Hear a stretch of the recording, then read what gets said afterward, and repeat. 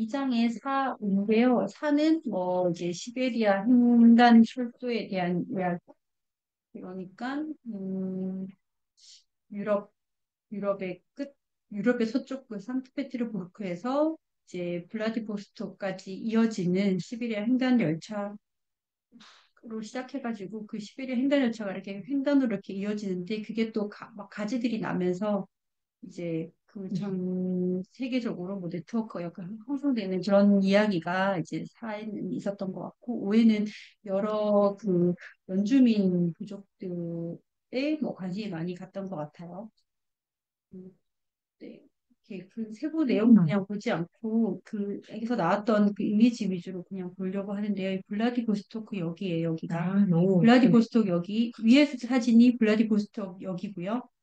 여기가 근데 예, 여기고 여기가 근데 지금 약간 박물관처럼 이렇게도 이용된다고 하는데 역에 네. 이 시베리아 횡단 열차가 전시되어 있다고 하고 여기 기념비가 이렇게 지금 좀 작게 있긴 한데 기념비가 실제 크기는 어느 정도인지 모르는데 기념비가 있다고 해요. 근데 여기에 이제 9288이라고 보이죠. 그 시베리아 현대열차의 그 키로 몇 킬로인지 나오고 그리고 여기 위에가 독수리인가 봐요. 독수리 두 마리인 것 같고 여기 블라디보스톡에는 재밌는 게 9288이라고 돼 있는데 모스크바에도 요런 상이 있나 봐요. 여기는 네. 0이라고 써 있대요. 그래가지고 이 여기 사진 많이 찍는다고. 여기 그 도스토옙스키가 요 이제 유형을 봤잖아요.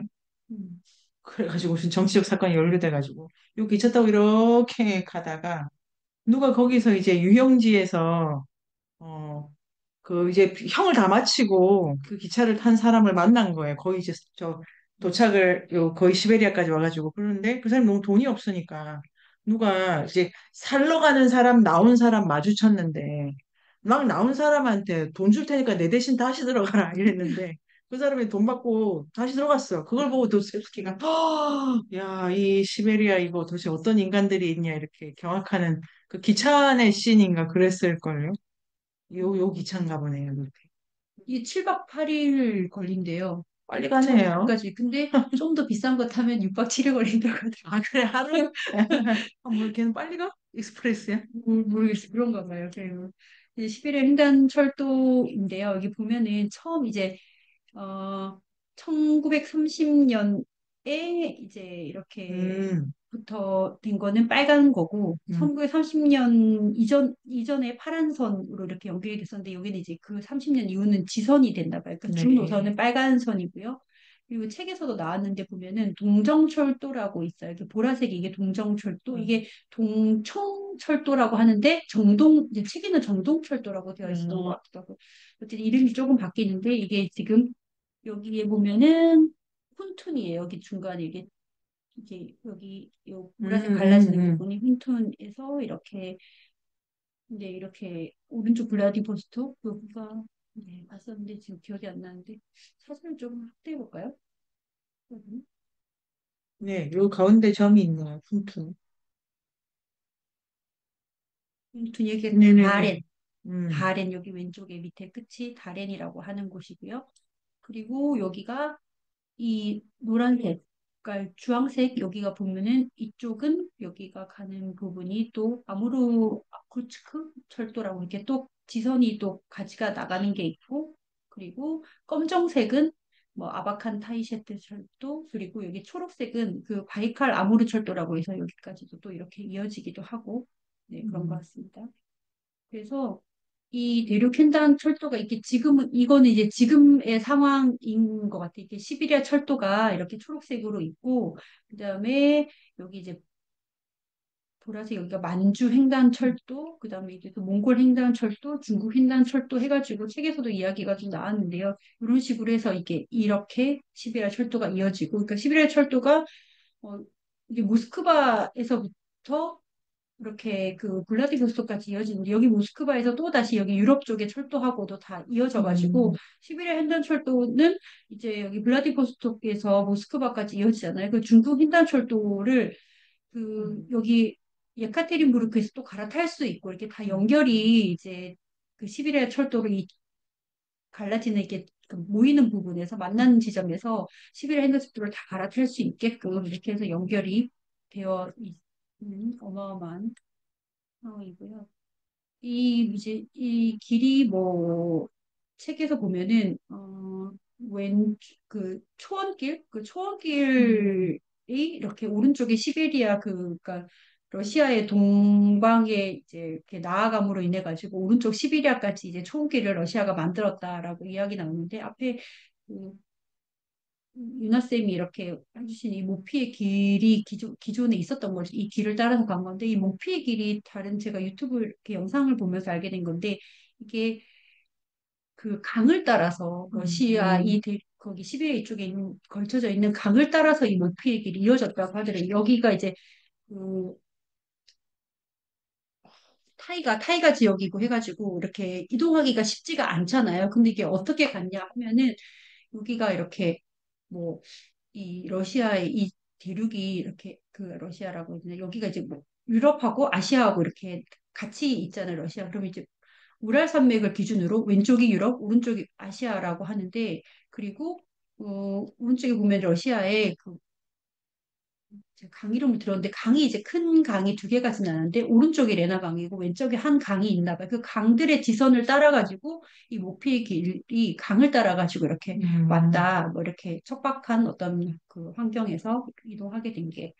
이 상트페테르부르크를 보면 유명한 상트페테르부르크가 이제 왼쪽에 있었잖아요. 여기에 지도를 보시면 상트페테르부르크가 여기 맞아. 딱 한 예, 나가는 정말 게, 딱그 네, 바다로 나가는 여기로 나가서 왼쪽으로 밑으로 가는 거 대서양 되는 거 맞나요? 아닌가? 네, 위로 올라가면 북해가 되고 막 네네. 이렇잖아요. 여기에 있어서 여기 끝 이거 여기에서 이어지는 상트페테르부르크 뜻이 성 베드로라고 하는 도시, 그러니까 성 베드로 도시라는 의미래요. 근데 베드로가 다른 표기로는 영어로는 피터, 독일어로는 페터, 러시아로는 표트르래요. 그러니까 이게 말 그대로 표트르 대제 음, 자기 이름을 붙여가지고 지은 도시고, 근데 이게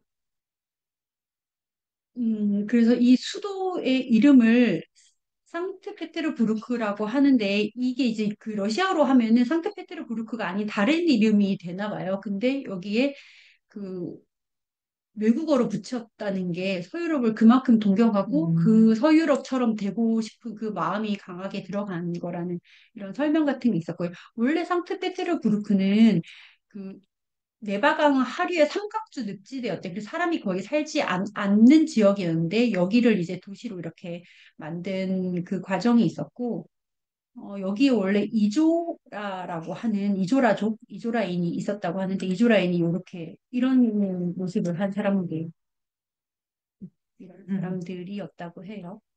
저는 그리고 그다음에 힌스케트르부르크 도시에 이제 뭐 어떤 전경 같은 사진들을 가지고 왔는데 여기가 진짜 늪지대였는데 이렇게 유럽식 건물 같은 것들이 많이 들어선 거 보면은 되게 인상적인 것 같고요. 그리고 이제 러시아는 이렇게 오른쪽으로 그 시베리아 횡단 열차를 이제 개설하고 함으로 인해 가지고 이렇게 그 한동해로 이렇게 나아가는 어떤 길을 마련했는데 지금 이제 중국이 그 중국의 일대일로 이야기가 나오긴 했는데 중국이 어, 어떤 길을 또 만들어가는 그런 과정 같은 것도 좀 짧게 나와 있었는데 이게 이제 일대일로라고 하는 게 얘기는 많이 들었는데 뭘까 해서 봤을 때 그 기존에 있던 이것도 어떤 기존에 있던 길을 가지고 중국이 이게 이제 전체 이큰 대륙을 이렇게 연결하려고 하는 어떤 네트워크를 형성하려고 하는 이런 길인 것을 북극 항로하고 이상 실크로드하고 이상 실크로드를 이용해가지고 가려고 하고 그 책 읽으면서도 이건 몰랐던 부분이라 되게 놀랍기도 했는데 그 아시아 횡단 철도가 이렇게 그 시베리아 횡단 철도 말고도 이 유럽에서부터 그 동남아시아까지 이어지는 이렇게 전 세계적인 이 철도 네트워크가 있다는 거에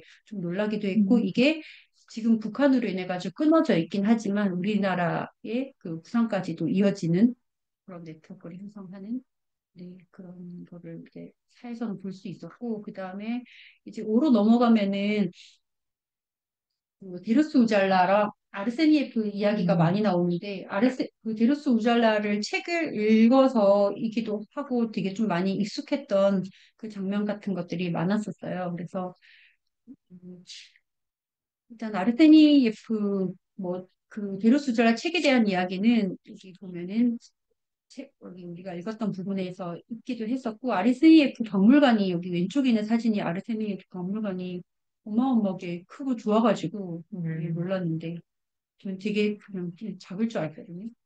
크고, 그리고 안에 보면은 여러 가지 뭐 이렇게 사진 같은 것들 찾아보니까 볼 수 있긴 했는데, 여기에 보면은 그 원주민 전통 문화가 있는 이 옷이 이제 자세히는 안 보이는데 보면은 이렇게 옷 같은 것들이 있는 게 볼 수 있는데, 여기가 이제 원주민들에 대한 어떤 문화 이런 것들을 볼 수 있는 관인 것 같아요. 그런 게 있고. 그러면 이제 아르세니에프하고 그 데르스 우잘라가 그러니까 아르세니에프가 탐험했던 지역이 보면은 여기 이제 한반도 오른쪽 블라디보스토크 위쪽에 하면 시오테 알린 산맥 이 부분이거든요. 이렇게 책에 보면은 그 백두대간이라고 하는 우리나라 그 산맥이 뭐 시오테 알린하고도 연결되는 지역이다라고 끊어서 얘기 생각할 수 없다라고 하는 얘기가 나오기도 하는데 시오테 알린 이쪽 이 부분에 우수리강 시오테 알린 요 강이 우수리 강이거든요. 우수리 강이고 이 강이 아무르 강하고 연결되고 시오테 알린 이 부분을 그 아스리예프가 탐험을 했고 그때 데르스 우잘라가 같이 했던 이야기가 그 데르스 우잘라 책에 있고 그 데르스 우잘라 책은 음, 여기 이 책에 나오는 여러 그 소수 민족들이 어떤 사고 방식과 문화를 가지고 있고 네, 그런 것들을 많이 볼 수 있어가지고 책에서 되게 인상 깊었던 부분이 많았던 것 같아요. 네, 아까 뭐 강도 얘기도 나중에 뒤에 보면 나오기도 하고 만주도 나오는데 그 지역을 좀 이렇게 눈에 한번 보이게 나온 지도가 있어가지고 이거는 가지고 와봤거든요. 뒤에는 제가 그 여러 부족들에 음, 대해서 그냥 좋네요. 많이 찾아봤는데 이 부족들을 찾아보면서 제가 느낀 거는 이게 뭐 우데게족, 뭐 오르티족, 막 여러 부족들이 나오는데 이 부족들을 물론 이렇게 구분하는 어떤 뭐 정의라고 해야 될까요? 구분할 수 있는 점이 물론 있긴 하겠지만 또 그렇게 구분할 수 있나라니까 음, 그 부족들끼리 서로 섞여 있고 비슷한 부분이 많이 있어가지고 그런 부분이 저는 좀 인상 깊기도 했어요. 이거 뭐 이름을 붙이긴 하지만 그 부족들끼리 서로 다르게 뭐 구분할 수 있나? 그 우데게족이에요. 우데게족이 보면은 이게 지금 러시아인이 우데게족 가운데 있고 있는 이 사진에는 아르세니에프라는 말은 없었는데 마치 아르세니에프랑 많이 닮은 것 같아가지고 그 옆이 더 닮은 것 같아요. 어디? 그 이름이 아버지 아니? 이거 네. 이름이 아르세니에프 같지 않아요? 아니야? 데르스 우잘라 아, 닮았다고. 여기 베르스가 그렇고 그다음에 이제 여기가 그 우데게족이 지금도 있는데 지금 이제 최근에 이제 찍은 이 사진이에요. 요 사진은 우데게 부족의 이제 옷을 입은 사람들이고 그 여기는 크라스니아르라고 하는 마을이 있는데 여기 우데게족들이 살고 있나 봐요. 우데게족 학교도 있고 사진 보니까 있더라고요. 근데 여기가 이제 마을의 병원인가 봐요. 병원에 여기 샤먼 얼굴이 그려져 있는 게 되게 깊고 그리고 샤먼이 쓰는 이제 가면인데요. 이 가면하고도 좀 닮은 것 같기도 하고, 네, 그래가지고 그 부족에 대한 설명 같은 것들이 이렇게 막 이제 있어가지고 가지고 오긴 했는데 그 말갈족 뭐 그 보면 이제 그 연해족 그 지역에 살고 있고 퉁구스계 원주민이고 뭐 그 책에 나오는 여러 부족하고도 뭐 가깝고 뭐 누구랑 후손이고 그러니까 약간 우리말로 그냥 쉽게 표현하면은 사촌 뭐 고종사촌 같은 느낌도 나고 서로 이렇게 문화 같은 것도 많이 비슷하고 지역이 더 가까우면 가까울수록 또 비슷하기도 하고 그렇더라고요. 우대계는 숲의 사람들이라는 뜻이라고 하고요. 그 나나이족하고도 문화가 이제 비슷하고 연어 가죽으로 만든 옷을 입기도 하고 뭐 그리고 또 이 부족들 얘기 나올 때 설명에도 많이 있는 게 한국 신화하고 이 사람들이 가지고 있는 신화가 많이 닮았다. 네. 그걸로 봤을 때 곰이나 호랑이가 등장한다. 그 우대계 신화는 그 뭐 두 남매가 있었는데 뭐 한 명은 곰하고 결혼하고 한 명은 호랑이하고 곰하고 결혼해서는 사람을 낳았는데 호랑이하고 결혼하는 호랑이 나왔다. 뭐 이런 얘기가 있고 막 이런 신화가 있기도 하더라고요. 그리고 이게 나나이족인데 나나이족이 그 데르스 우잘라가 나나이족이거든요. 골디족이 나나이족이고 이 데르스 우잘라가 나나이족인데 또 재밌는 거는 이제 나나이족 쳐다보다 보니까 슈퍼주니어의 한경이라고 하는 그 사람이 나나이족이에요? 나나이족이에요. 네, 나나이족이에요. 그분이. 그래서 어, 그것도 되게 음, 재밌었거든요. 그리고 오른쪽엔 그 나나이족의 음, 네, 이 상징이라고. 여기도 다 이제 어업하고 수렵하고 이렇게 하면서 지냈고, 네, 그렇습니다. 그다음에 아, 오로치족이고요. 오로치족 그러니까 다 이 무속들 나올 때 찾아볼 때 나오는 사진 이런 것들이 샤먼 사진들이 네. 항상 나왔던 것도 인상이 깊었어요. 그 오로치족 같은 경우는 시오테 알린의 동부 지역에서 형성돼가지고 이 부족들이 한 곳에 살면 사는 게 아니고 이 부족들이 이쪽에 살다가 이동하고 그러면서 또 갈라지기도 하고 그렇게 그래서 이 지도에 아까 전에도 그 부족들의 지도에 보면은 한 군데 이렇게 모여 있는 게 아니고 이렇게 흩어져 있는 것도 아니고 뜨문뜨문 이렇게 있잖아요. 그래서 이런 것도 이제 재밌기도 했고요. 오로치족도 마찬가지로 곰과 호랑이 후손이다라고 하는 이야기가 있었습니다. 이제 주거가 오로치족은 겨울용 주거하고 여름용 주거가 다르대요. 겨울에는 여기가 살고 뭐 이렇게 집을 이렇게 모양이 다른 건지 따로 옮겨서 하는 건지 그런 것 같고 운티라는 이런 신발을 신고 있고요. 겨울에는 그리고 또 오로치족 이름은 비슷한데 다른데 울치족이라고 또 울치족도 나오고요. 울치족은 이제 하바롭스크 크라이라고 하는 지역 그리고 연해주에 이제 거주하고 또 여기도 이제 퉁구스계 이제 민족이고 남퉁구스 쪽에 해당한대요. 그리고 여기는 이제 울치족의 이름은 좀 불분명하다고 나오고요. 그리고 네. 무슨 옛날에는 뭐 뒤에도 나오는 숙신, 운루, 물길 등에 해당하는 뭐 쪽이었는데 뭐 말갈족의 지배를 받다가 그다음에 여진의 지배를 받다가 이렇게 했다 이런 얘기도 나오고 뭐 마찬가지로 나나이족, 우디게족, 우로치족, 울타족, 네기달족하고도 연관이 있다. 사는 것도 아무르강하고 비슷하다. 그 같이 남퉁구스 쪽에 해당된다. 그리고 에벤키족도 여기 보면은 이 에벤키족의 셔먼이 이렇게 모습이 좀 독특한데 여러 개의 가죽끈이나 뭐 종방울, 붓슬, 금속판 같은 걸 장식한 의상을 걸치고 있고 이 에벤키족은 술록을 탔었나 봐요. 술록을 타는 술록 가죽에 이렇게 불을 쳐가지고 이렇게 점령하고 교신했다 이런 이야기가 있고 에벤키족은 시베리아 쪽하고 중국 북동북쪽에 살고 있는 부족이기도 하고 에벤키족도 좀 나중에 돼서 좀 그리고 집은 우리가 이렇게 봤을 때 여기는 또 그 다른 부족하고 집 모양은 좀 달라. 이게 원뿔 모양으로 이렇게 해가지고 여름에는 자작나무 껍질로 이렇게 덮는데 겨울에는 모피를 둘러가지고 지냈다고 하고요. 그리고 에벤키족은 술록을 많이 타고 있고 아까 책에도 보면 어떤 그 유럽 사람이 본 원주민 해가지고 술록 타고 있는 그림이 있거든요. 그 에벤키족인 것 같아요. 이 아닐까. 에벤키족을 봤을 때 그 비슷한 그림이 또 나오기도 했거든요. 에벤키족도 살고 있는 곳이 러시아에도 있고 중국에도 있고 몽골에도 이렇게 있어가지고 에벤키족이 많이 퍼져 있기도 하고. 이건 여기는 또 네기달족은 또 아까 에벤키족하고 이렇게 뒤에 보면 집 모양이 좀 비슷한 거를 네, 보면은 볼 수 있고요. 여기도 보물 숭배하는 샤먼을 있고 그리고 모피를 이제 청나라고 러시아에 팔면서 생계를 유지했었대요. 거기도 보면은 숙신으로 불리기도 하고 뭐 흑음 지배받고 그리고 청나라의 지배를 받다가 그다음에 또 이제 아무르강이 이제 러시아령이 되자 러시아 지배를 받고 여러 부족을 받고 이제 아이누 사진을 가지고 왔는데 아이누족도 지금 보면은 우리가 이제 홋카이도 예전에 아이누족에 대해서 우리가 공부하고 답사도 다녀왔는데 아이누족도 홋카이도에도 있고 쿠릴 열도도 있고 사할린에도 아이누족도 이렇게 그 퍼져 있잖아요.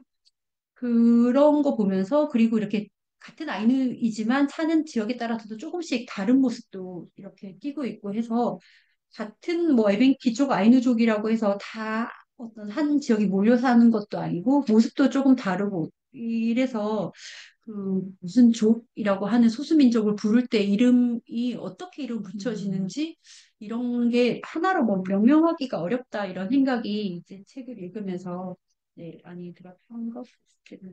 요 영상을 찍으면은 요 종만 따로 떼가지고 이 책에 나오는 부족들 이래서 올리는 거는 어떨까요? 네. 그러면 아주 재밌을 것 같고 다양한 요거 좋네요. 요거 바탕으로 뒤에 조금 이 부족들 얘기가 이렇게 점층적으로 진행이 되니까요. 자, 그리고 다음 선수. 네, 오늘은 조금 더 15분 되면 좋겠습니다. 그렇죠, 그렇죠, 그렇죠. 해봅시다, 해봅시다, 해봅시다.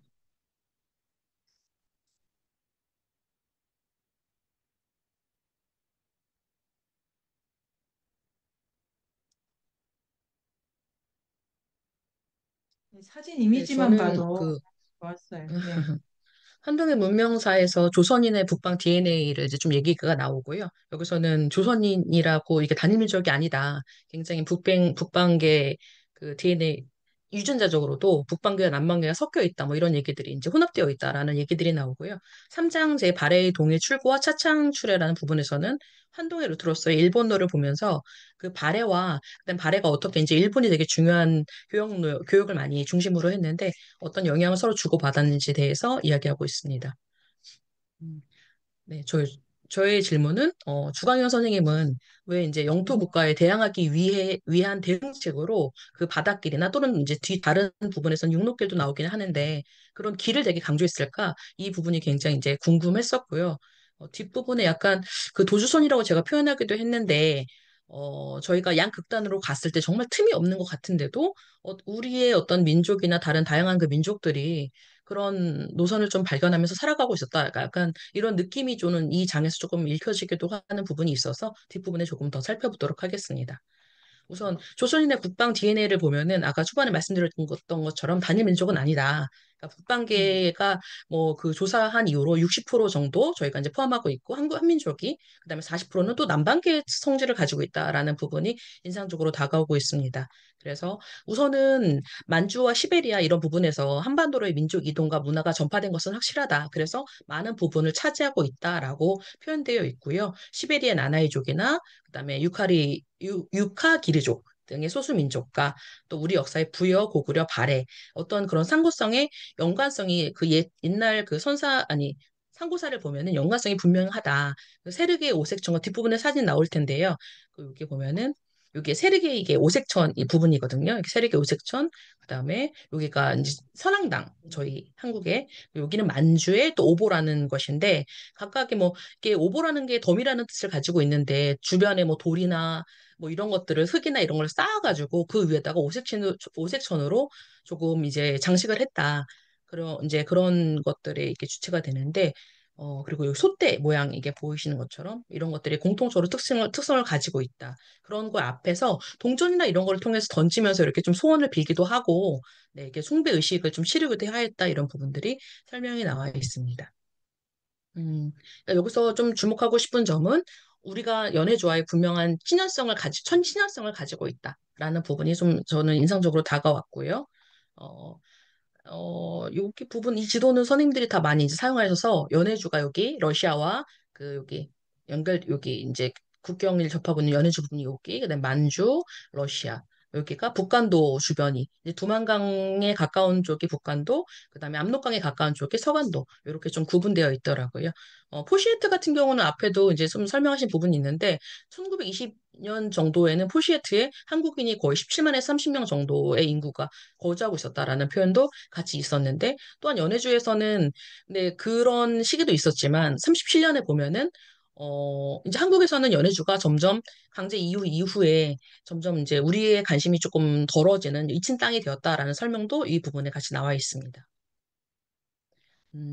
그러면 우리가 이제 러시아랑 어떻게 이제 처음 접촉을 하게 되었나 이런 부분이 같이 설명되어 있는 부분이 있는데요. 저희가 한국이 러시아와 처음 이제 만나게 된 것은 러시아가 이게 아무르강과 이렇게 숭하강 이렇게 돼 있는데 이제 점점 동진을 하면서 아무르강을 넘어서 숭하강까지 이렇게 접근하다 보니까 청나라가 되게 이제 위기감을 느꼈나 봐요. 그래서 이제 러시아와 계속 청이 이제 충돌을 하다 보니까 청의 입장에서 조선의 조충수를 이제 요청을 하면서 그때 1654년에 처음 러시아를 이제 만났다고 하더라고요. 그때 당시만 해도 청이 이제 러시아도 견제하고 조선도 견제하다 보니까 이의제기 정책을 썼기 때문에 러시아가 누구지? 뭐 조선이 누구지? 서로 제대로 인식을 하지 못했다 이런 표현도 있었고요.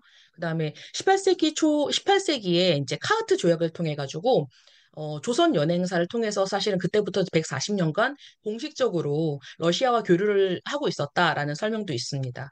여기 조약들이 굉장히 많이 나오는데요. 여기서도 베이징 조약이 1860년에 베이징 조약으로 러시아와 청나라의 베이징 조약으로 인해서 이제 두만강을 중심으로 국경이 세워졌는데 두만강에서 기준으로 20리까지가 국경이다라고 이렇게 정해지면서 이제 이거에 따른 어떤 문제점이나 한계, 그다음에 우리의 어떤 영토가 좀 상실되는 그런 부분까지도 뒷부분에 연결되어 있습니다.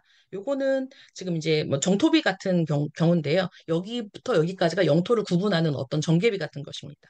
그리고 저희가 1884년에 러시아와 공식적으로 수교를 하게 되었습니다. 네. 이게 이제 바로 이제 녹둔도의 문제라고 이제 제기를 하신 부분이 있는데, 그 녹둔도가 1750년만 해도 보면은 여기 이렇게 섬으로 이렇게 있었거든요. 근데 1872년의 지도를 보면은 조금 연해주 부분 가고 이게 이제 삼각주다 보니까 퇴적물이 쌓이면서 이게 땅하고 붙어버린 거예요, 섬이. 그러다 보니까 저희가 이제 조약을 통해 가지고 이게 연해주에 붙어 있으니 러시아의 땅이다라고 이제 발표가 된 거예요. 그래서 녹tun도가 분명히 역사서에 보기에도 이제 우리 땅이 분명한데 그 어떤 조약과 그 러시아 청나라의 그런 영토 이제 협약으로 이거는 우리 의사와 무관하게 그 러시아의 땅이 되게 된 사건인 거죠. 그리고 여기서 또 하나 알아둘 것은 두만강 하구에 이제 러시아 조선이 16km의 경계가 이제 세워지게 되는데 중국이 이제 여기 부분이죠. 여기 지도에 보시면은 네, 여기 부분. 그 조선과 러시아가 맞닿아 있지만 중국이 영토선이 이렇게 그려지다 보니까 이 16km 같은 경우는 중국이 이제 바다로 직접 연결될 수 있는 동해 출구가 상실되었다라고 이제 표현이 되어 있거든요. 네. 그리고 그런 부분도 같이 이제 보시면 뒷부분에 좀 연결이 되는 부분이 있고요. 연해주, 여기 연해주가 이런 조약에 의해서 조금 러시아 땅이 됨으로써 연해주에 살던 원주민의 역사는 이제 서로 이제 러시아의 역사에 편입이 되어가지고 조금 이제 묻혔다 이런 표현들도 같이 있습니다. 근데 역사에는 좀 묻혔지만 사실 그 원주민의 어떤 삶이나 그 사람들이 이제 없어진 것은 아니니까요. 그 부분도 뒤에서 조금 더 살펴보겠습니다. 네.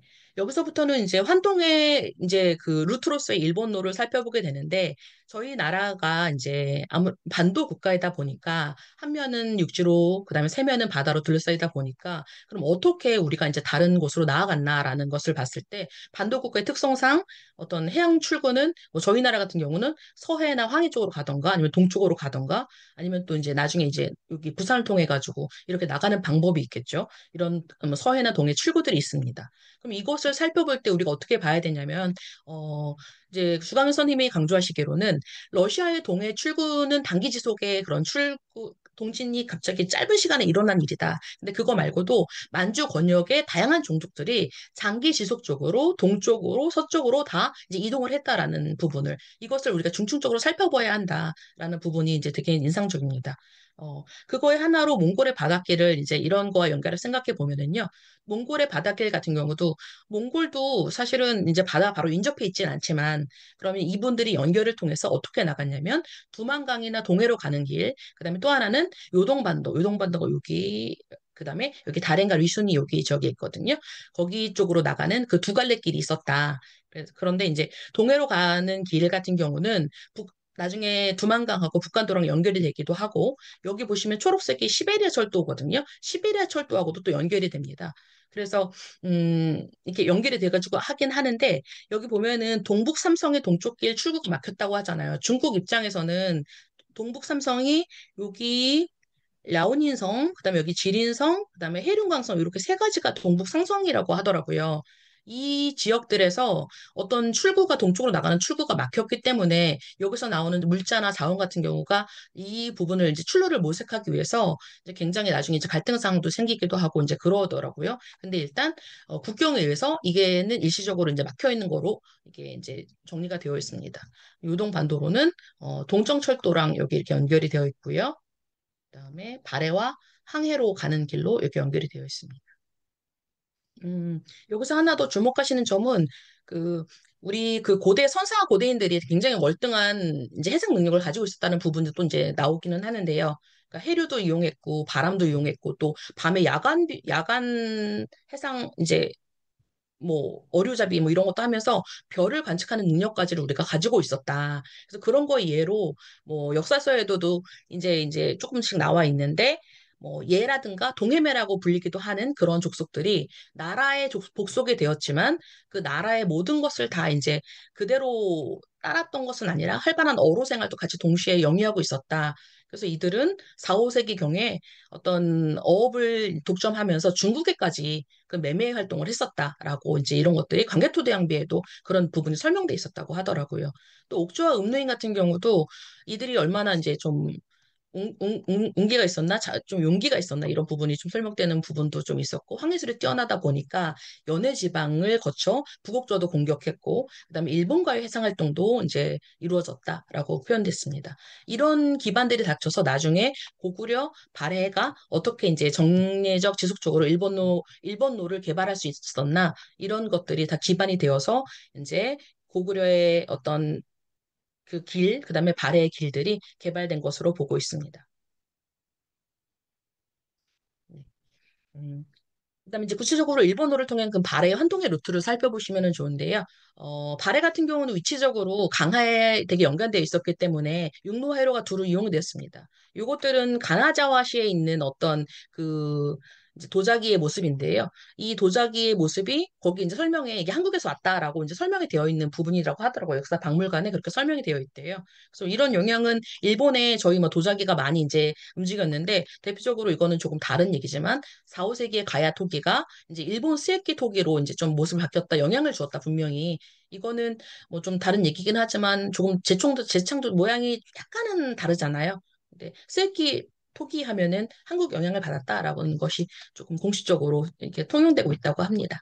음, 이때 그 발의 루트를 좀 더 살펴보면은 남쪽 담비의 길을 따라가지고 중앙아시아 소그드인도 왔었고, 그 다음에 남부 시베리아 위그르존까지도 교류를 했고, 그 다음에 이들이 동쪽 아무르강과 숭하강, 우수리강을 따라서까지 연결이 되었다. 라고 표현이 되어 있고, 또한 남북국 시대로 신라와 남북국 시대에 있다 보니까 신라와 남북국을 이루며 동서문화권의 교량 역할을 하며 중국, 그다음에 거란, 서쪽에 이제 동서쪽에 거란, 그다음에 그 멀리 서역, 일본까지 서로 이제 연결이 되어 있다고 봅니다. 음, 어, 이 환동회가 그래서 여기서부터는 이제 발해에는 장기 지속적인 국가 교통로로 이제 정식적으로 시행이 되어가지고 여기 나와 있는 부분이 보면은 어 이제 그 발해 교통로를 조금 더 살펴보시면은요.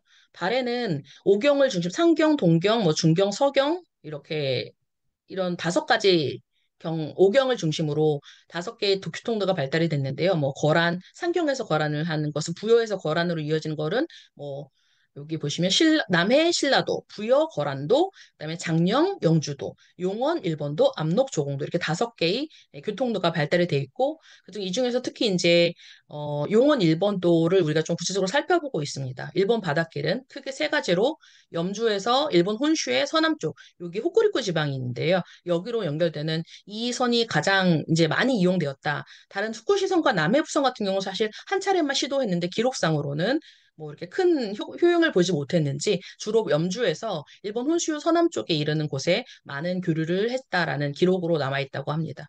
여기가 노토반도 이제 나중에 나오고요. 스쿠시는 여기 부분이라고 이제 지도에서 찾아보니까 그리고 저희가 아까 앞에서 봤지만 훈춘이 이 오경에 그다음 16부로 나눠져 있는데 용원부가 동경을 중심으로 한 지역이 여기 용원부 부분이고요. 여기는 나중에 이제 남경을 근처에 있는 곳이 남해부라고 관련돼 있어서 여기는 신라도 이해할 때 좀 같이 봐두시면 좋고 용원부 훈춘은 동경 옛날에 이제 동경이 오늘의 훈춘이 되었다. 이렇게 보시는 설명도 있더라고요.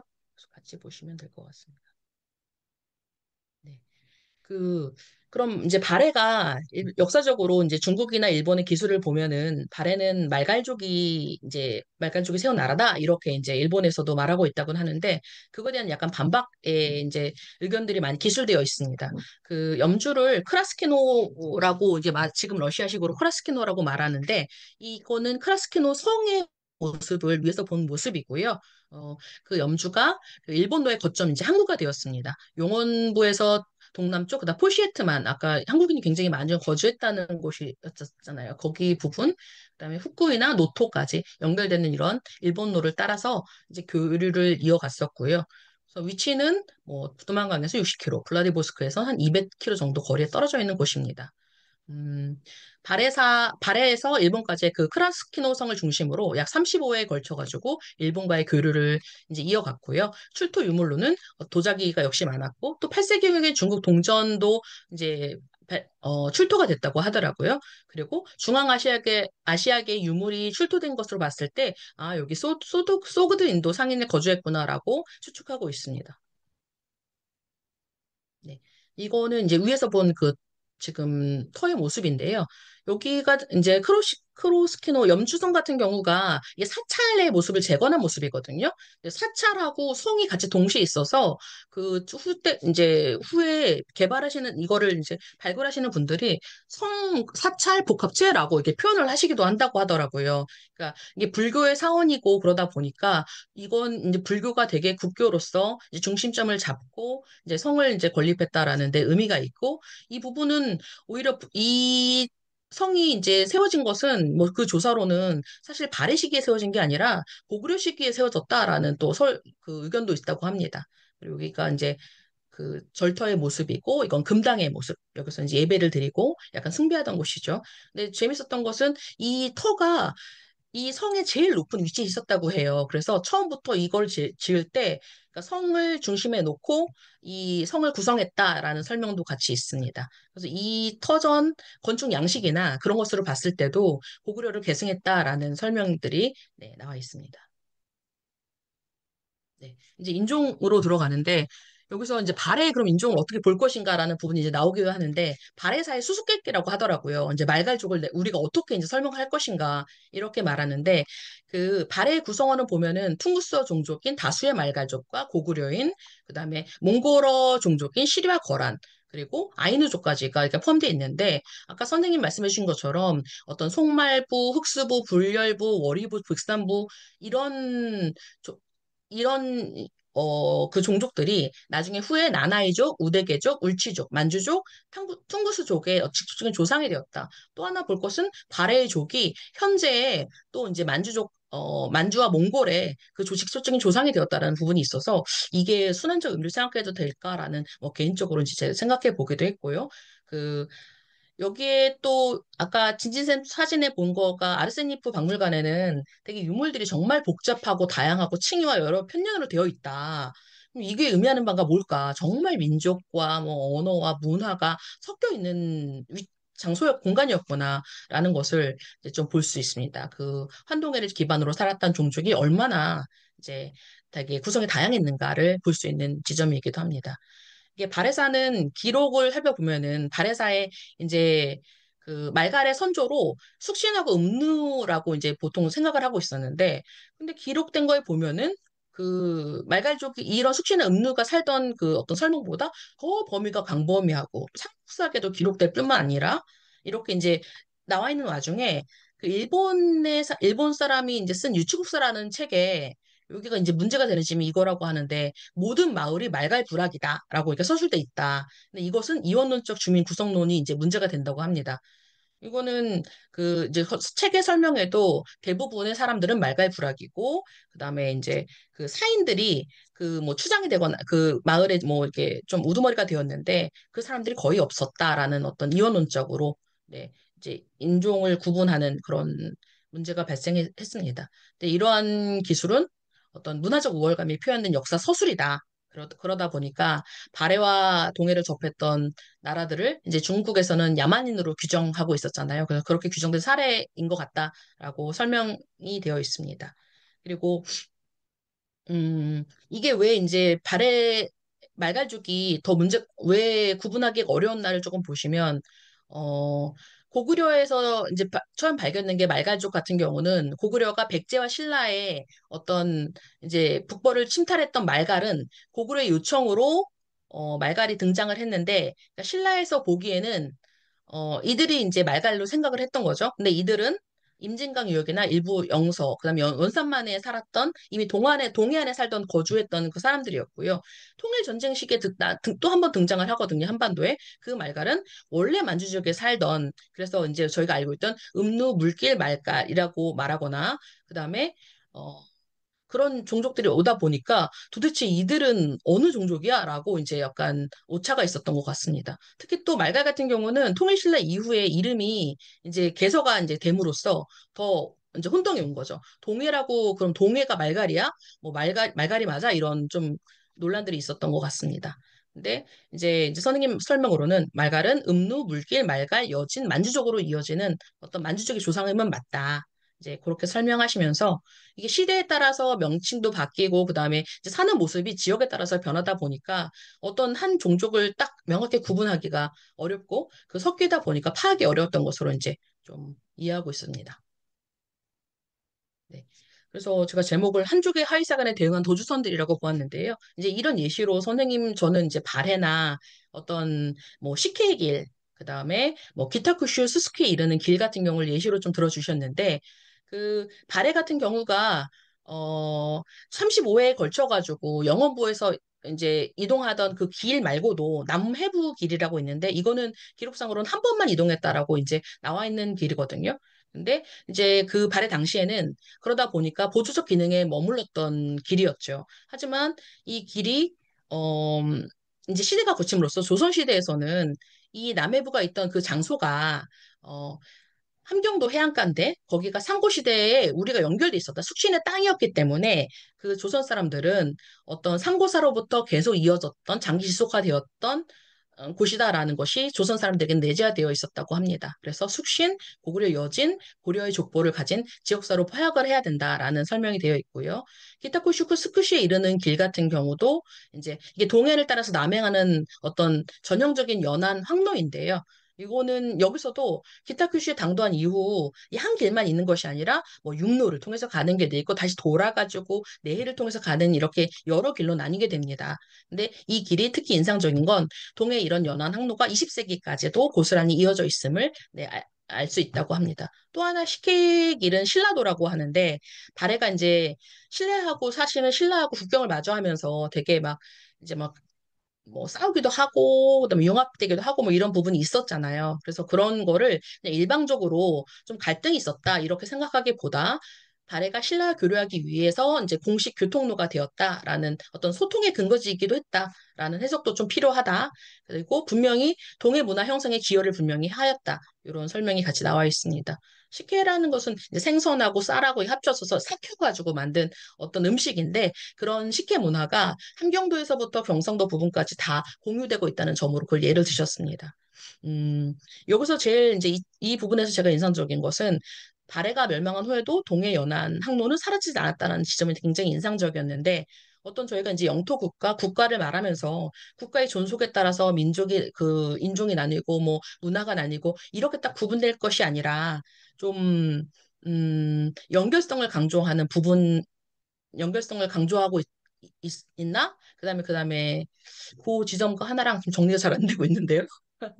이제 글로 조금 보면은 저희가 거쳐온 어떤 길들이 인간이 어떤 자연과의 어떤 뭐 협력과 투쟁 속에서 그 기술이나 항로 그런 거쳐온 그 과정들 그런 것들은 결과에는 보이지 않을 수 있으나 그런 것들이 어떤 장기 지속적으로 어떤 민족이나 사람 그다음에 길로 그게 지금까지 이어져 오고 있다라고 말씀하신 것은 아닌가라는 네, 생각이 되었습니다. 그리고 그래서 이런 예들이 제가 이제 느끼기엔 어떤 경계를 명확히 구분하고 단일 민족이다. 이런 것에 대한 어떤 영토 국가에 대한 그런 대응한 어떤 도주선들이 아니었나라고 생각해 보았습니다.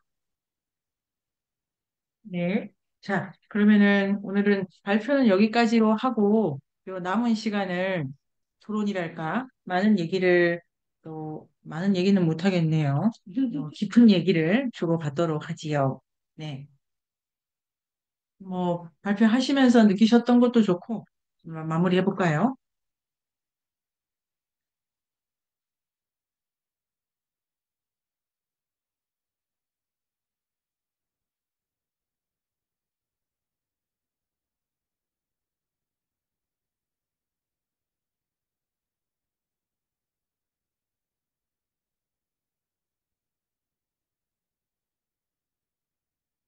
책에서 제가 발표한 부분에서 이렇게 그 주방장이 쓰신 내용이 되게 인상 깊었던 부분이 153쪽? 153쪽? 예.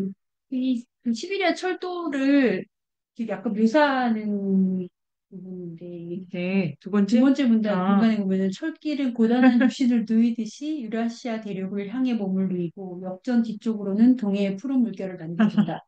시베리아 항장철도는 동해를 만남으로써 어쩌면 동해 바다와 만나지 못하는 시베리아는 아무런 의미가 없을 것이다. 이것도 시베리아 횡단 열차를 이제 마치 이렇게 사람이 누워 있는 음, 것처럼 이렇게 설명하시는 부분도 지난번에 이제 네, 그 동해 부분을 동해가 이렇게 청량한 바다, 시원한 바다 네네. 얘기해주신 부분하고 약간 좀 그 표현하는 이렇게 뉘앙스가 비슷하다는 생각이 좀 들었고 그 밑에 문단에서는 베네수엘라가 많이 책 이야기가 많이 생각이 났어요. 그 시베리아 북극권의 원주민은 추위하고 이제 거친 파도, 무서운 곰과 같이 위협하고 이제 공존하며 살았는데 그 식민 지적 그러니까 이제 제국주의가 들어오면서 거기에 그 원주민들이 이렇게 대응하는 게 유약했다라고 하는 음, 이런 표현 근데 이 그들이 그렇게 한 것도 음, 그들이 지금까지 살아왔던 어떤 삶의 태도가 아닌가 싶다. 공생하는 걸로 봤기 때문에 그들한테 오는 거를 이렇게 어떻게 뭐라고 해야 되죠? 그러니까 음, 그 러시아 같은 경우는 그 유럽에서 이렇게 열등감을 이쪽으로 와서 자기네들이 이렇게 지배하는 식으로 표현을 했지만 거기 그 러시아가 이렇게 거기에 대응한 거랑은 너무 상반되게 음, 원주민들이 이제 대응한 방식은 그렇지 않았던 거잖아요. 그래서 외래인에 대해서 이렇게 그 무한대의 후의와 같은 공세 시스템을 가지고 그 사람들이 이제 그 이제 제국주의를 대했다라고 했을 때 그 데르스 우절라에서 데르스가 우절라가 왜 처음 시작해서 그 자기 돈 뺏기는 것도 있잖아요. 돈을 담비 뺏기 친구 사냥해가지고. 친구가 어떻게 그럴 아, 수가 있냐. 그러니까 자기는 친구라고 생각했는데 친구 그러니까 디루스잘라가 생각하는 친구 그라고 하는 거는 어 물건을 훔치거나 그런 사람 그런 관계가 아닌 거잖아요. 그랬을 때 그 데루스잘라가 그 어떤 누군가와 관계를 맺는 거랑 그 제국주의가 주의와 관계를 맺는 것에 상반되게 나오면서도 그런 원주민들의 삶의 모습 같은 게 보이기도 해가지고 음, 이 페이지가 좀 인상깊더라고요. 친구가 그 중국인이었죠, 중국인. 근데 학생 중국인 아니야? 중국이니까 중국인 혼혈인지 네. 그 사람들이 음. 그러니까 이제 다 파괴돼가지고 근데 되게 중국인을 나쁘게 그리더라고요 대리수절. 근데 한국인은 더 나쁘다 뭐 이런 것도 좀 있었는데 이 땅에서 출발한 사람들이 뭐 앞뒤 안 가리고 막 사기치고 이런 게 데르수젤라가 이해를 못하는 모습이 있었죠. 있고 아까 그 좋네요 153쪽에 이게 되게 유약해 보이는데 힘없어서 당했다라고 해석할 수는 없는 거다. 공생의 전략에서 나온 거다. 좋네요. 이렇게 돌아가면서 마무리를 해보도록 합시다. 재영쌤? 네. 아, 예, 저는 그 선생님 말씀해주신 그 발표해주신 153쪽에 그게 재밌었거든요. 이게 그 기차 달릴 때요. 한 나라 안에서 시차가 7번이나 바뀐다는 거 너무 재밌었고, 너무 네. 재밌었고, 그래서 이게 약간 이때 이 기차가 너무 좀 상징적으로 저는 좀 다가왔던 것 같아요. 그래서 그 7번이 바뀌면서 시차가 바뀔 때마다 유라시아의 다양한 문명이 교차되고 혼효되어 융합된다. 그런데 그 역을 타고 내리는 많은 사람들이 여기에 거주하는 원주민들이다. 그래서 우리 그 오늘 정체성 얘기 나왔는데 이런 것도 연결해서 좀 생각하면 재밌겠다. 순간 좀 그런 생각이 들었어요. 기차가 되게 중요한 메타포고, 요 읽은 것 중에 이게 그 철도 여행의 역사라고 볼프강 부벨부시 지금 이제 절판이 됐는데 그 책에서 이게 이제 철도의 시대잖아요. 그런데 그 간격이 지금 조절이 안 됐다고 말하잖아요. 이게 미국하고도 차이가 나고 그래가지고 그 다음에 철도가 깔렸는데 배 타려면은 컨테이너라든지 뭐 이렇게 또 물류를 조절해야 되고 해서 아까 그 지금 철도라는 메타포가 재밌죠. 그 누굽니까? 까레리나 그분도 철도 자살하시고 그 다음에 나츠메 소세키의 마음에도 시작이 누가 철도 자살한 걸로 시작하고 이 철도가 얼마나 하고 이광수의 무정도 기차칸에서 만나고 그다음에 호시노 아니고 그 바람이 분다 거기도 기차칸에서 연애하고 이런 장면이 기차가 되게 근대의 메타포로 많이 오는 것도 좋은데 그 아까 진기 선생님 보내신 전체 그 망 있잖아요, 망. 그거를 그 네트워크 개념으로 쓸 수 있을지는 모르겠어요. 그 철도를 태워 보낸다는 것 자체가 특정한 물류여야 되고 기차표 끊어야 되고 그다음에 국가 자본이랑 연결되어 있고 철도 까는 것 자체 주체가 국가고 이러다 보니까 우리가 좋아하는 네트워크는 주인공이나 자본이 이렇게 관장하는 망은 아니어서 그 기차하고 네트워크 이거 비교하는 것도 그냥 아까 보나쌤의 그 네트워크도 있지만 편하게 이렇게 떠올려 보시는 것도 좋을 것 같고요. 유나쌤은 어떠셨어요? 음, 근데 저는 모피가 원래부터 위신제로 사용되긴 했는데 자본제가 되면서 어마어마한 수탈이 발생하고 그거를 그러니까 얻기 위해서 어마어마한 거리를 가잖아요. 약간 이 제국주의라는 게 굉장히 독특한 역사의 어떤 현상이었던 것 같은데 우리가 지금 볼 땐 당연한데 당시 이런 거 보면 전혀 당연하지 않은 약간 자본주의에 굉장히 큰 영향을 미쳤나? 막 약간 이런 궁금증이 일면서 이 제국주의라든가 국가 중심주의라든가 이런 게 되게 희한한 애들이다라는 생각이 조금 들기 시작했어요. 그래서 좀 궁금해하기는 해요. 예, 부족 중심에서 생각을 하는 사고방식과 아니면 갑자기 국가주의가 되면서 민족주의가 등장하는 이 사고방식이 어떻게 다르지? 그러면 이 19세기에 여기는 민족주의 의식이 이제 영향을 받아서 짝트기 시작하는 사람들의 얘기이기도 하잖아요. 약간 요런 흐름들이 좀 관심은 가는데 지식은 없어서 더 이상 말은 못하겠네요.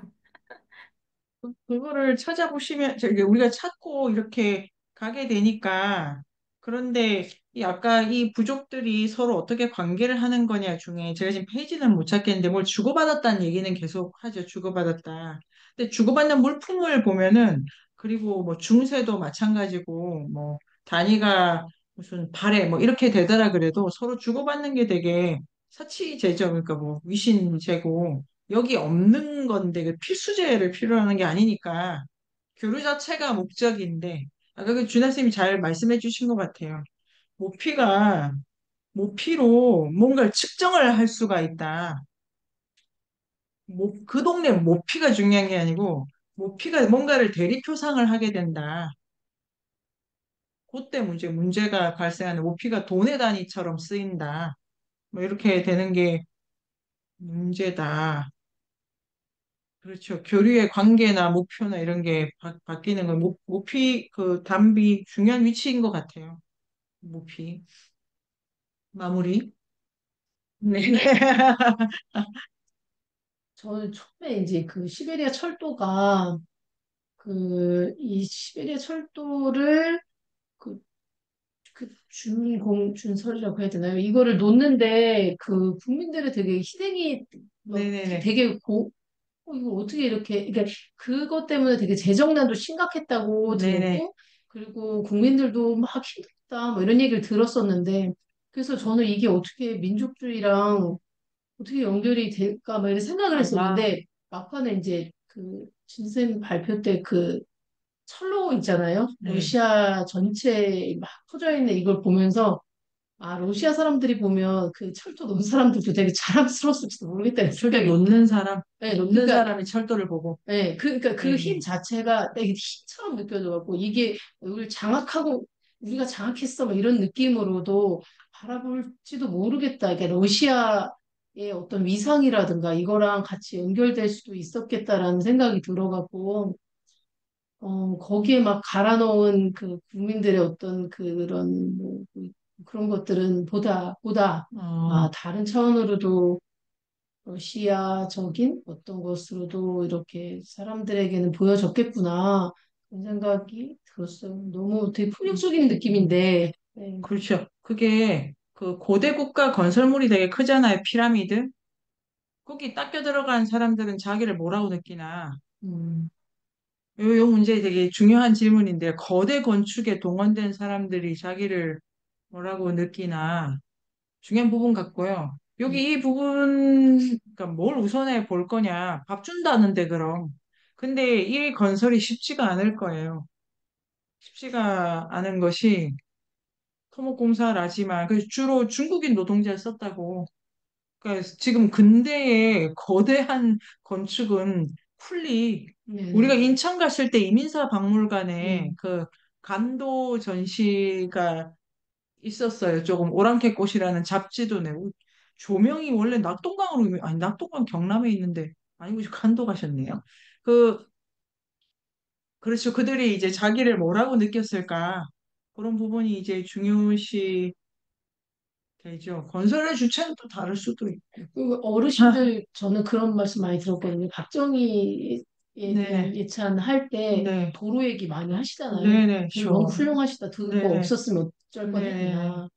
그런 생각도 되게 많이 들었어요. 아, 이게 책 읽으면서 네. 아, 러시아 이렇게 독일로 뻗어가고 네. 중국도 이제 치고 올라오는데 네. 우리 어떻게 돼? 진짜 우리 이런 어떻게 생각이 사실 책 맞아요. 읽으면서 많이 들었어요. 근데 네네. 이게 책에서 이야기하는 맥락하고는 제가 그렇게 드는 생각이 약간 반하는 네. 생각인데도 불구하고 이 영토 국가적인 어떤 마인드가 있어가지고 그런지 이거 어떡하지 우리나라 그럼 어떻게 해야 아, 되는 거야 이런 네네. 생각이 책 읽으면서 많이 들었는데 이 지도 그 철도 있잖아요. 네네. 철도를 찾아보는데 그 아까 이제 그 전 세계적으로 뻗어 있는 우리나라까지 이어지는 그 철도 그 네. 지도를 제가 이렇게 올려놓은 사이트들이 다 국토해양부나 네네네. 아까 우리나라에 봤어요. 보니까 이제 네. 우리나라 정부에서 올려놓은 정부의 네. 어떤 그 비전이야? 연구에서 올려놓은 걸 그걸 보면서 아 다행이다 또 다행이다.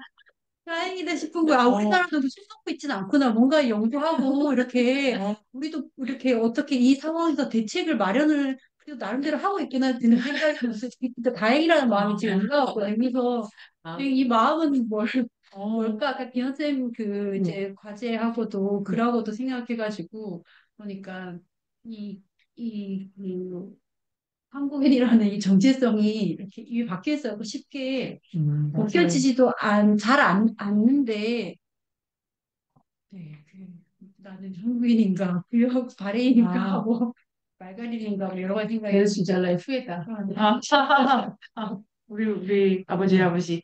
제가 제가 이렇게 공부를 막 시작했을 때, 요 시기, 19세기의 음. 시기가 되게 그 흥미로웠어요, 진짜로. 그래서 그 무스 무네미스인가 일본 초대에 그 일본이 제국화되기 직전에 외무상인가 뭐 하여튼 그런 관리들 아니면 후쿠자와 유키치처럼 문명론을 만드는 사람들의 일기나 글 중에 저 인상적인 건건록이라는 책이 있었어요. 건건록. 그게 음. 뭐냐면은 중국이 무너져 가. 음. 러시아가 내려와. 근데 도대체 이걸 어떻게 해야 돼를 본인이 관리니까 결정을 해야 되는 거예요. 결정은 전쟁을 한다 말을 본인이 결정을 해야 되는 거예요. 그러니까 그게 얼마나 그 무게가 엄청나가지고 하루하루 정세가 바뀌는 거를 일기처럼 기록한 거였거든요. 지금 진희쌤 말씀하시는 걸로 이게 속도에 쫄려가지고 무섭잖아요, 지금. 러시아가 어디까지 뭘 계획하고 뭐 지금은 철도가 어디 딱 깼는지도 모르고 배가 지금 오는지 안 오는지 그 정보를 따라갈 수가 없어가지고 거의 그 자원 글렀어. 그게 아니 그냥 그 근데 이게 제가 드리고 싶은 말씀은 아까 그 피해의식 이런 것도 있는데 이 속도에 대한 엄청난 초조감이고 그다음에 그 세계 일주했다는 사람들 있잖아요. 민영환. 제가 그중에 윤치호라는 사람 있었어요. 혹시 읽으셨을 때 나왔나 지금? 윤치호 그 사람은 자기 정체성 윤치호가 누구냐면은 연대 이대 뭐 만들고 윤치호는 어 이제 자기 정체성을 바꾸려고 일기를 영어로 써요. 남긴 일기가 엄청나거든요. 처음부터 끝까지 영어야. 그러니까 이제 자기 정신 개조를 해야 되는 거예요. 그래서 이 땅에 살고 피식민자가 되는데 자살을 했네, 이쇼가.